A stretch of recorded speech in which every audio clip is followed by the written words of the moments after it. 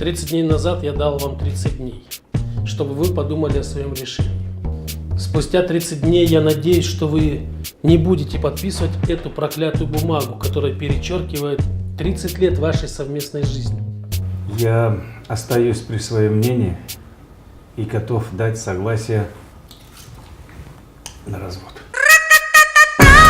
Ажырашуу бул шайтандын эң жакшы көргөн жумушу экен.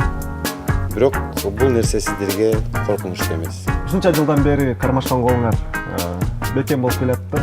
Ошондуктан бүгүн дагы бир жолу кармашкан колуңар бекем болсун. Ушунча жылдан бери колдору бекем болуп келет, анан ары кандай ажырашып кеттик беле. Ушундай жакшынакай каалоо тилектерден кийин ажыраштык деп кантип айтат элем.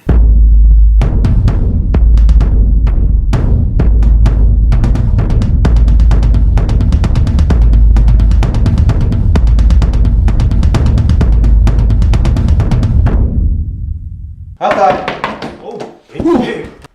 Сиз белеңиз ата.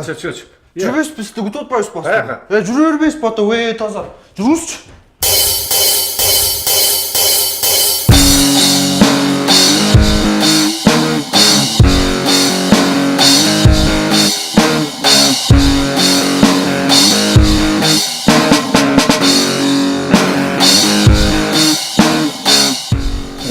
Туугандар, такыр оңбой койдуңар го.